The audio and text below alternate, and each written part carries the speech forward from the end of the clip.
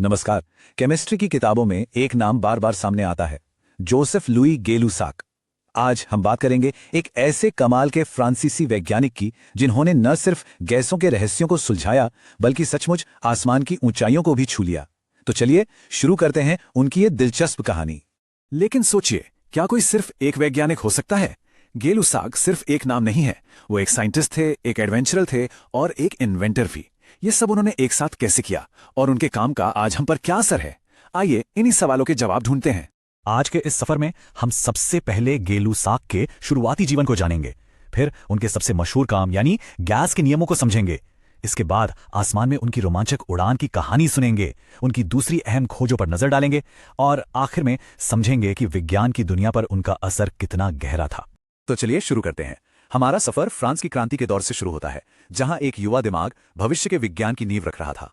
Joseph गೇ-लुसाक का जन्म हुआ 1778 में। उनका बचपन काफी उथल-पुथल भरा था। सोचिए, जब वो एक टीनेजर थे तब फ्रांस की क्रांति के दौरान उनके पिता को जेल में डाल दिया गया था। लेकिन इन मुश्किलों के बावजूद उनका टैलेंट दबा नहीं। 1798 में उन्होंने पेरिस के जाने माने इकोल पॉलिटेक्निक में एडमिशन ले लिया, जो उस समय साइंस और इंजीनियरिंग की पढ़ाई का सबसे बड़ा सेंटर माना जाता था।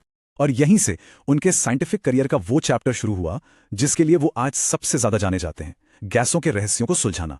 चलिए देखते हैं कि उन्होंने आखिर खोजा क्या। साल था 1802। गೇ-लुसाक ने एक बहुत ही जरूरी रिश्ता खोजा। उन्होंने पाया कि अगर गैस पर प्रेशर को स्थिर रखा जाए, मतलब उसे छेड़ा ना जाए, तो उसका बर्ताव बड़ा सीधा साधा होता है। जैसे ही उसे गर्म करो वो फैल जाती है और जैसे ही ठंडा करो वो सिकुड़ जाती है, बिल्कुल एक गुब्बारे की तरह। गर्मी में थोड़ा सा फूल जाता है और सर्दी में थोड़ा पिचक जाता है ना? तो ये देखने में तो बहुत सिंपल लगता है, पर यह एक बहुत ही पावरफुल नियम था जो तापमान और वॉल्यूम को सीधे सीधे जोड़ता था। पर यहां एक मजेदार बात है, अक्सर इस नियम को चार्ल्स का नियम कहा जाता है। अब सवाल यह है कि ऐसा क्यों? क्योंकि गೇ-लुसाक एक बहुत ईमानदार वैज्ञानिक थे। जब उन्होंने अपने नतीजे पब्लिश किए तो उन्होंने साफ साफ बताया कि उनसे लगभग 15 साल पहले जैक्स चार्ल्स नाम के एक साइंटिस्ट ने भी यही खोज की थी। बस फर्क यह था कि चार्ल्स ने अपना काम कभी पब्लिश ही नहीं किया था। गೇ-लुसाक ने उन्हें इसका पूरा क्रेडिट दिया। ये देखिए, ये गೇ-लुसाक के अपने शब्द हैं जो उन्होंने 1802 में लिखे थे। इसमें वो कहते हैं कि नागरिक चार्ल्स ने 15 साल पहले गैसों में इसी गुण को देखा था, लेकिन उन्होंने कभी अपने रिजल्ट्स पब्लिश नहीं किए और ये तो बस एक इत्तेफाक था कि उन्हें इस काम के बारे में पता चल गया। ये साइंटिफिक ईमानदारी की एक बहुत बढ़िया मिसाल है। लेकिन गೇ-लुसाक यहीं नहीं रुके। 1808 में उन्होंने एक और जबरदस्त नियम दिया जिसे कहते हैं लॉ ऑफ कंबाइनिंग वॉल्यूम्स। ये नियम बताता है कि जब गैसें आपस में मिलकर कोई नया प्रोडक्ट बनाती हैं तो उनके वॉल्यूम का जो अनुपात होता है वो हमेशा सिंपल और छोटे होल नंबर्स में होता है, जैसे 1:2 या 2:3। ये खोज बहुत बड़ी थी क्योंकि इसने पहली बार दिखाया कि प्रकृति के तत्व एक तय और व्यवस्थित गणित के हिसाब से काम करते हैं। इसे समझने का सबसे अच्छा उदाहरण है पानी। गೇ-लुसाक ने पाया कि हाइड्रोजन के ठीक 2 हिस्से ऑक्सीजन के ठीक 1 हिस्से के साथ मिलकर पानी की भाप के ठीक 2 हिस्से बनाते हैं। 2, 1, 2। देखा कितना सिंपल होल नंबर रेशियो है। इसी नियम ने बाद में अमेडियो अवोगाड्रो को मॉलिक्यूल्स का कॉन्सेप्ट डेवलप करने में मदद की थी। पर गೇ-लुसाक के एक्सपेरिमेंट्स सिर्फ लैब के टेबल तक ही सीमित नहीं थे। वो साइंस को उन ऊंचाइयों पर ले गए जहां पहले कोई नहीं गया था, सचमुच में आसमान में। 7016 मीटर। जानते हैं ये कितना होता है? लगभग 23,000 फीट। साल 1804 में गೇ-लुसाक अकेले एक हाइड्रोजन से भरे गुब्बारे में इतनी ऊंचाई तक उड़ गए। ये उस जमाने का एक वर्ल्ड रिकॉर्ड था जो दशकों तक कायम रहा। लेकिन ये सिर्फ एक एडवेंचर नहीं था, इसके पीछे एक बड़ा वैज्ञानिक मकसद था। उनका लक्ष्य एक बड़े सवाल का जवाब ढूंढना था, क्या ऊपर आसमान में हवा वैसी ही है जैसी जमीन पर? इसके लिए उन्होंने अलग अलग हाइट से हवा के सैंपल इकट्ठा किए ताकि उनकी जांच कर सके। साथ ही उन्होंने तापमान और नमी को भी मापा। ये सिर्फ एक उड़ान नहीं थी, बल्कि ये मॉडर्न एटमॉस्फेरिक साइंस की शुरुआत थी। और उनकी सबसे बड़ी खोज क्या थी? उन्होंने साबित किया कि कम से कम 7000 मीटर की ऊंचाई तक हवा की बनावट, मतलब उसमें ऑक्सीजन और नाइट्रोजन का जो अनुपात है वो नहीं बदलता है। ये हमारे एटमॉस्फेयर को समझने के लिए एक बहुत ही बुनियादी जानकारी थी। गೇ-लुसाक का काम सिर्फ गैसों और गुब्बारों तक ही नहीं रुका, उन्होंने केमिस्ट्री की कई दूसरी फील्ड्स में भी बहुत जरूरी योगदान दिया। देखिए उनका काम कितना फैला हुआ था।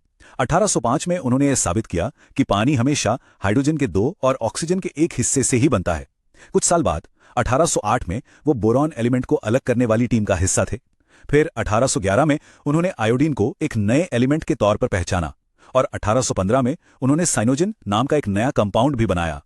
इतना ही नहीं, उन्होंने लैब में काम करने के तरीकों को भी बेहतर बनाया। उन्होंने ऑर्गेनिक कंपाउंड्स को एनालाइज करने का एक सटीक तरीका डेवलप किया।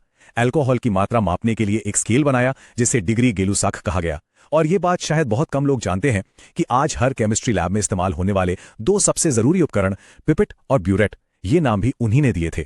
तो इन सभी खोजों का कुल मिलाकर क्या मतलब निकलता है? मतलब ये कि गे लुसाक ने विज्ञान पर एक बहुत गहरा और स्थायी प्रभाव छोड़ा है।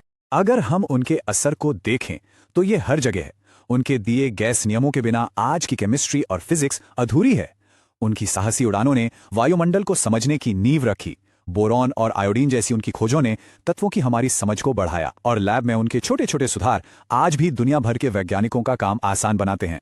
उनके योगदान को इस बात से भी समझा जा सकता है कि उनका नाम उन 72 फ्रांसीसी वैज्ञानिकों और इंजीनियरों में शामिल है जिनके नाम एफिल टॉवर पर लिखे गए हैं।